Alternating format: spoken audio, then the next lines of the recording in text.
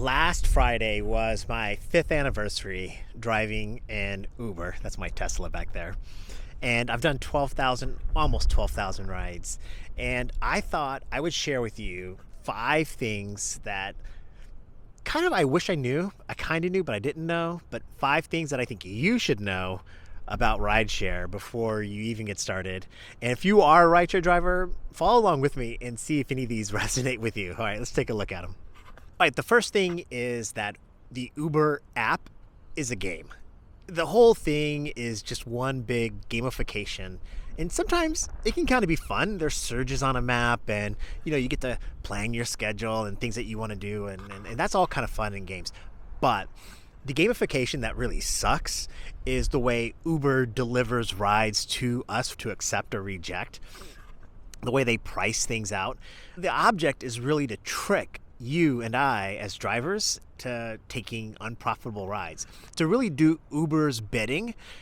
And it's kind of an unnecessary game. It's super frustrating, it's aggravating, and it takes what could be a really fun thing, which is Uber driving, getting out in the city and using an app and giving people rides, and makes it this whole mind-bending calculation of, how much am I going to get paid?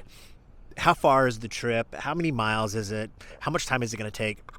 And they're giving me these rides with 7 seconds, 5 seconds, and I'm driving, and I'm supposed to be able to analyze this entire trip while I'm driving with a passenger in the car.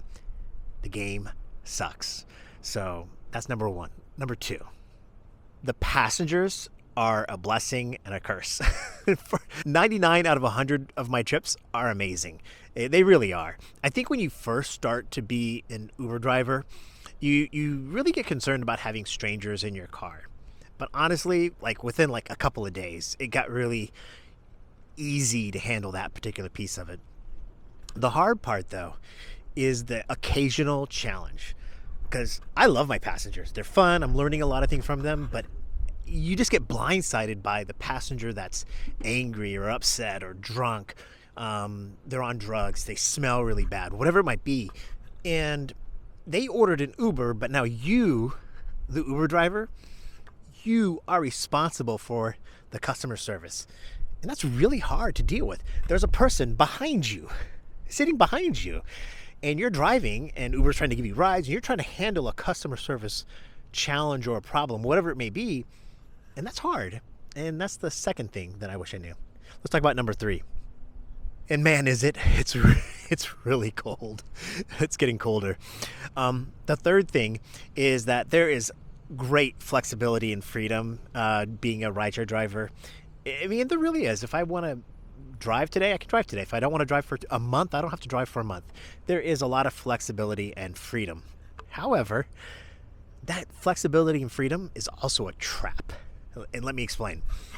When you start to do rideshare on a regular basis, you learn how to make money. You learn to play the game that Uber set up, the thing I talked about in point number 1. But you realize to make the money that you want to make, quite frankly, almost any semblance of profitability, you have to drive late at night, or you have to drive when there's surges. So basically, Uber, the app, the supply and demand of the market, that's going to dictate to you when you can drive. So you feel like you have flexibility and freedom, but you end up getting trapped pursuing the best, most profitable times to drive. And that can be a trap, and it's really something you should be aware of. And I'm getting cold, so if I'm stuttering, sorry. That person wanted to be on my video. All right, the number 4 thing. So before I talked about, to be as profitable as possible, earn $50 an hour or whatever it might be, you have to drive really late at night or take really extreme rides or something like that. However, it is easy money. It really is. If you just want to make $20 an hour and put $20 an hour into your bank account, rideshare is super easy when it comes to that. However, this is the downside. This is the thing I wish I knew. Number 4, I wish I knew how unhealthy it is. And it really is. My car is very comfortable and it's nice. However, I'm like a good 20 pounds heavier now that I've done rideshare. You sit in a car all day. You're sitting in traffic, you're driving to and from places. You might get out occasionally to load or unload groceries or bags or something like that. But there's gas station food everywhere, so you're drinking you know, diet drinks or sugary drinks or whatever. You're eating healthy and you're sitting for long periods of time. And I try to be healthy. I do exercises where I do squats and jumping jacks. But honest to goodness truth, if you're not paying attention, it's really unhealthy just physically for you. It's mentally stressful and hard. You're trying to manage that game. You're trying to manage customer service. You're driving at night in unfamiliar areas a lot of times. It's when the surges are taking place here in my city of Syracuse. There's actually just really bad weather. It's a blizzard, and that's when you're going to make a lot of money. So there's stress, and so there's flexibility and freedom, and it's easy money. But that fourth thing, it's a lot more unhealthy and a lot more stressful than you think it is. We got to get to number 5 because I'm freezing. It's sunny and warm all day, but all of a sudden that sun goes down. It gets cold. All right. The 5th thing is probably the most important thing too. Rideshare can fund your dreams in the sense of, like, if you want to earn some extra money, some side hustle money, you want to pay off a debt, buy another TV, pay for a vacation, whatever it is, pay for school, quite frankly, just increase your income for whatever reason. Rideshare can really do that pretty well. But there's like this gap. And that gap for me is this idea of, like, on this side, you're going to make a lot of money and you're going to be flexible and freedom if you're just working just a few hours a week. And rideshare is really great. And over here on this side, if you're a full-time driver doing 40, 50 hours a week, and you're able to kind of get in this world of private rides and things like that, rideshare, and you do multiple apps, Uber, Lyft, DoorDash, whatever. There's that. There's this middle part. If you're not careful, you can get stuck in it. That's where I spend most of my time too, by the way, 20 to 30 hours a week. It's enough to kind of hit some of the quests and goals and bonuses if you have them. But you cannot live off of rideshare at 20, 30 hours a week. Unless you have another person making other money in your family or something like that. So you might end up working 20, 30 hours at one job and 20, 30 hours doing rideshare, and you can get stuck. You can really get stuck. So when you enter the world of rideshare or gig work in general, this piecemeal, short-term gig work like this, you have to understand the financial implications of it. If you want to just make, $100 a week and put that into your bank account and do it whenever you want to do it, rideshare is amazing. That's when I first started doing it, that's where I was at. And then, quite frankly, I know there are drivers, gig workers all around the U.S. that are over here making a ton of money. Well, maybe not a ton, but they're making good money. And they're doing private rides, they're doing Uber, they're doing Lyft, they're doing Shipt, DoorDash. They're maxing out all their time. And then there's drivers like me, kind of stuck in the middle, where I have to drive a lot because it's an important part of my income.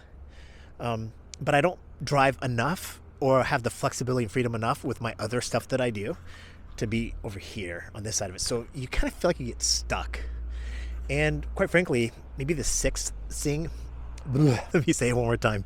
The 6th thing about rideshare that I wish I knew, the bonus thing I want to tell you about, our pay is going to get worse. Ever since I started 5 years ago, my pay has kind of gone down. Now, when I say that, I mean I've made more money, but I've also had to drive at different times. If I drove the same way I drove when I first started, I'd be making a lot less. So to make more money, I've had to drive later at night, drive farther away from my house, take rides that I probably wouldn't have done when I first started doing it. But now, the last 18 months, my pay has continually just gotten worse. And I don't expect it to get better at any time soon.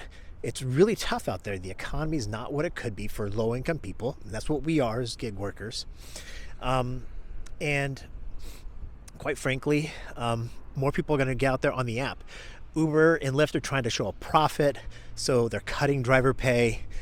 Passengers are really frustrated by how expensive things are, so they're tipping less. And yeah, that's that 6th bonus thing. If I were to look back 5 years ago and think to myself, wow, where would I be? Am I happy? Yeah, I am. I am. I'm happy. But it's not because of Uber and Lyft. It's basically that I found joy and happiness being a writer and learning about the people that I've met all along the way here as a rideshare driver.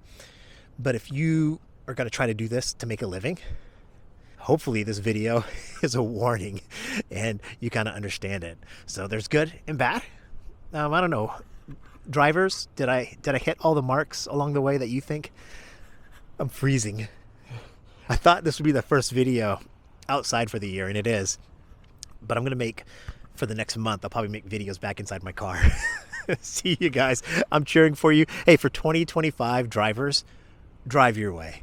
You know, don't get bullied into believing that you have to drive a way that somebody in another city does doing a different car. You are unique. You are an individual, and you matter. And do what you need to do to feed your family. Do what you need to do to find joy and happiness in this gig. I'm cheering for you. Be well. Bye.